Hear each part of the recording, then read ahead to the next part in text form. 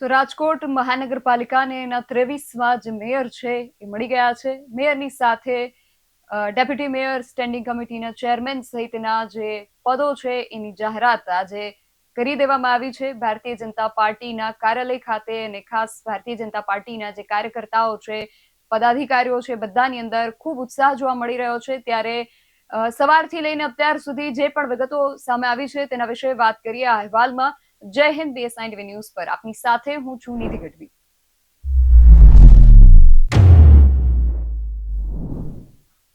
તો રાજકોટ મહાનગરપાલિકાને એના 23માં મેયર મળી ગયા છે અને આ છે જે નામ જાહેર થયું છે, નેહલ શુકલનું નામ રાજકોટ મહાનગરપાલિકાના મેયર તરીકે જાહેર થયું છે. ત્યારે ભારતીય જનતા પાર્ટીમાં મેયરનું નામ જાહેર થતા ખૂબ ઉત્સાહનો માહોલ જોવા મળી રહ્યો છે. ત્યાંથી હજુ પણ ઘણી બધી વિગતો છે જે આપણે આજે જાણવી છે. આ વિગતોની સાથે અમારા સંવાદદાતા રાજેશ જોશી આપણી સાથે જોડાયા છે. જી રાજેશ, રાજકોટ મહાનગરપાલિકાના જે પદાધિકારીઓ છે એના નામની આજે જાહેરાત થઈ છે, શું છે વિગતો? જી ચોક્કસ નીતિ વાત કરીએ તો રાજકોટ મહાનગરપાલિકાના આજે 23માં મેયર છે તે મળ્યા છે અને મેયર છે ડોક્ટર નેહલ શુક્લની નામની જાહેરાત છે તે કરવામાં આવી છે. સાથે સાથે જ વાત કરીએ તો ડેપ્યુટી મેયર તરીકે જે રીતે રઘુવંશી સમાજના દક્ષાબેન વસાણીનું નામ છે તે જાહેર કરવામાં આવ્યું છે. તેની સાથે જ સ્ટેન્ડિંગ ચેરમેનમાં પણ જે રીતે કહી શકાય કે પાટીદાર સમાજના નામ છે તે જાહેર કરવામાં આવ્યું છે. પાટીદાર સમાજમાંથી જે પરેશ પીપળિયા છે તેમને સ્ટેન્ડિંગ ચેરમેન તરીકે નિમણૂક તેમનું નામ આજે જાહેર કરવામાં આવ્યું છે. સાથે જ જો આહિર સમાજની વાત કરીએ તો આહિર સમાજને પણ જે પદોની અંદર તેમને સ્થાન મળ્યું છે. હિરેન ખીમાણીની વાત કરીએ તેમને જે રીતે શાસક પક્ષના નેતા તરીકે તેમનું નામ છે તે જાહેર કરવામાં આવ્યું છે અને બીજી તરફ જે સંજયસિંહ વાળા છે તેમને પણ જે રીતે પદની અંદર તેમનું નામ પણ જાહેર છે તે કરવામાં આવ્યું છે.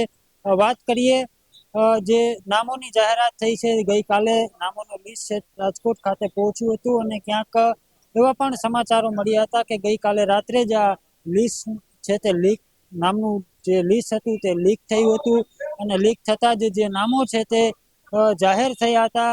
જે રીતે કાયદેસરની કાર્યવાહી સાથે જે નામો જાહેર થયા હતા તેમને બદલે ક્યાંક જે લિસ્ટ જાહેર થતા થયું હતું રાતે જ નામોની જાહેરાત છે તે લોકો સમક્ષ પહોંચી હતી અને એ નામો પણ બીજા હતા અને જે સવારે જે નામો જાહેર કરવામાં આવે છે એ વિધિવત રીતે જે નામો જાહેર કરવામાં આવે છે તે નામો પણ બીજા છે.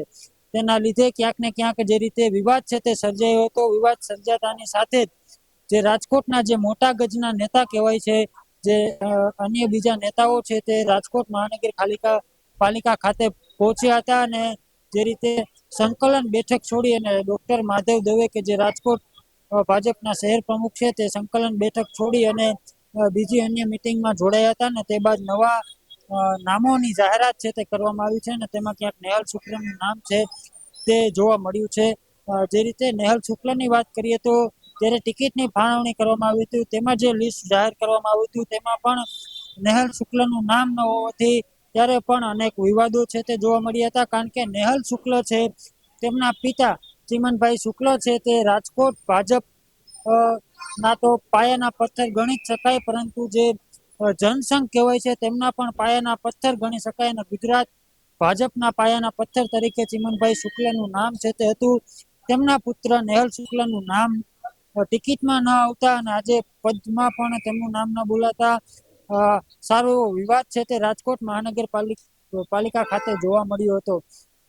ત્યારબાદ જે નેહલ શુક્લનું નામ છે તે મેયર તરીકે જાહેર કરવામાં આવ્યું છે. જી, અને રાજેશ, એ પણ જાણવું છે કે આ વખતે જ્ઞાતિગત સમીકરણોની કઈ રીતે ગોઠવણ કરવામાં આવી છે? જે નીતિ ચોક્કસથી વાત કરીએ તો જે જ્ઞાતિગત સમીકરણ બેસાડવામાં આવે છે તેમાં પણ જે બ્રહ્મ સમાજનું સ્થાન છે તે મોખરે જોવા મળી રહ્યું છે. રાજકોટની અંદર વાત કરીએ તો રાજ્યસભાના સાંસદ રામભાઈ મોકરિયા હોય, રાજકોટ ભાજપ શહેર પ્રમુખ માધવ દવે હોય, તેમજ જે રીતે આજના જે નવનિયુક્ત મેયર જેમનું નામ જાહેર થયું છે એવા નેહલભાઈ શુક્લ હોય, તેમ ત્રણેય જે રીતે મોટા ગજના નેતા કહી શકાય, ત્રણેય બ્રહ્મ સમાજમાંથી આવતા એના માટે કહી શકાય કે રાજકોટની અંદર ભાજપે છે તે બ્રહ્મ સમાજને મોખરે સ્થાન આપ્યું છે. બીજી તરફ વાત કરીએ તો રઘુવંશી સમાજ ક્યાંક જે રીતે ટિકિટની ફાળવણી બાદ રઘુવંશી સમાજ નારાજ હતો, સંમેલન પણ બોલાવવામાં આવ્યા હતા. તેને લઈને ક્યાંક ને ક્યાંક ભારતીય જનતા પાર્ટી દ્વારા રઘુવંશી સમાજને પણ સ્થાન છે તે આપવામાં આવ્યું છે અને ડેપ્યુટી મેયર તરીકે રઘુવંશી સમાજને પણ આગળ કરવામાં આવ્યું છે. સાથે વાત કરીએ તો જે સ્ટેન્ડિંગ કમિટીના ચેરમેન બનાવવામાં આવ્યા છે પરેશ પીપળિયાને, તે પાટીદાર સમાજમાંથી આવે છે. તે રીતે જોઈએ તો 3 જે ઓપન જનરલ કહી શકાય જનરલ જ્ઞાતિમાંથી 3 પદો છે તે આપવામાં આવ્યા છે. તેમની સાથે ક્યાંક SC ST ને ક્યાંક સ્થાન રાજકોટ મહાનગરપાલિકાને નથી મળ્યું તેવું પણ જોવા મળી રહ્યું છે. જી જી બિલકુલ. અને રાજેશ, એ પણ જાણવું છે કે એવા પણ વાવડ ક્યાંક સામે આવી રહ્યા હતા કે કદાચ જૂના જોગીઓને આ સ્થાનિક સ્વરાજ્યની ચૂંટણીમાં સક્રિય કરવામાં તો આવ્યા હતા, પરંતુ આ નામોની જે જાહેરાત થઈ છે એમાં કદાચ જૂના જોગીઓની નારાજગી છે કે એવું કંઈ છે? જી નિધિ, ચોક્કસથી વાત કરવામાં આવે તો ભારતીય જનતા પાર્ટીએ આ ચૂંટણીની અંદર એક મોડેસ ઓપરેન્ડી છે તે અપનાવી હતી અને જે રીતે નો રિપીટ થિયરી વાપરવાની જે રીતે ભારતીય જનતા પાર્ટીએ આ એક નવી રીત છે તે અપનાવી હતી. કારણ કે જે રીતે ચૂંટણી પહેલા જૂના જોગીઓને સક્રિય તો કરવામાં આવ્યા હતા, પરંતુ ક્યાંક ને ક્યાંક જૂના જોગીઓને ટિકિટ ન મળતા, પદોની અંદર નામ જાહેર ન થતા હાલ પણ અત્યારે તર્ક વિતર્ક અનેક સર્જાઈ રહ્યા છે. અને એક વખત નામોનું લિસ્ટ જાહેર થઈ ગયા છતાં પણ નામોની અંદર બદલાવ કરવામાં આવ્યા હતા. આના લીધે ક્યાંક ને ક્યાંક ભારતીય જનતા પાર્ટી છે તે હવે ક્યાંક નવા ચહેરાઓ છે તે મહાનગરપાલિકાની અંદર લાવી છે અને જે રીતે આખી બોડી છે તે બદલાવવામાં આવી છે મહાનગરપાલિકાની. ત્યારે હવે આગળના સમયમાં મહાનગરપાલિકાની જે નવી નિયુક્ત થયેલી બોડી કઈ રીતની કામગીરી કરે છે તે પણ જોવું રહેશે. અને હાલ જે આર્થિક કટોકટી દેશની અંદર જોવા મળી રહી છે, જે યુદ્ધના કારણે જે આર્થિક કટોકટી જોવાઈ રહી છે તેને લઈને જે નવનિયુક્ત મેયર છે નેહલ શુક્લ, તેમના દ્વારા પણ હાલ અત્યારે એક મીટિંગ બોલાવવામાં આવી હતી ને તેમના દ્વારા મીટિંગની અંદર જે રાજકોટ મહાનગરપાલિકાનો વર્ષે 12 કરોડ કરતા પણ વધારે જે વાહન ખર્ચ છે તે ઘટાડવા માટેની હાલ અત્યારે મીટિંગ બોલાવવામાં આવી હતી. તેના લીધે ચોખ્ખું એ પણ સ્પષ્ટ થાય છે કે રાજકોટની જે નવા મેયર આવ્યા છે તે આવતા જ ક્યાંક એક્શન મોડમાં જોવા મળી રહ્યા છે. બીજી તરફ એ પણ જણાવું કે જે સાંઢિયા પુલને લઈને ઘણી ચર્ચાઓ છે તે રાજકોટની અંદર તેજ ગતિ પકડી હતી. તે પણ હવે ક્યાંક જે સ્ટેન્ડિંગ કમિટીના ચેરમેન છે તેમના દ્વારા જણાવવામાં આવ્યું છે કે આવનારા દિવસોની અંદર ભારતીય જનતા પાર્ટીના જે આગેવાનો છે તેમના સાથે વાતચીત કરી મીટિંગ બોલાવી અને સાંઢિયા પુલ છે તે પણ વહેલી તકે ખુલ્લો મૂકવામાં આવશે તેવી પણ જાહેરાત છે તે સ્ટેન્ડિંગ કમિટીના ચેરમેન દ્વારા કરવામાં આવી છે. જી રાજેશ, તો કહી શકાય કે નવનિયુક્ત પદાધિકારીઓના નામ જાહેર થતાની સાથે જ રાજકોટની અંદર ઉત્સવ જેવો માહોલ જોવા મળી રહ્યો છે. આગામી સમયમાં આપણે પણ આશા રાખીએ કે જે રીતે નવનિયુક્ત મેયરે તૈયારી દાખવી છે આગામી દિવસોની અંદર વિકાસ કાર્યોને હરણફાળ આપવાની, તો એ કામમાં એ ખરા ઉતરે. રાજેશ, આપ આ માહિતી સાથે અમારી સાથે જોડાયા તે બદલ આપનો ખૂબ આભાર.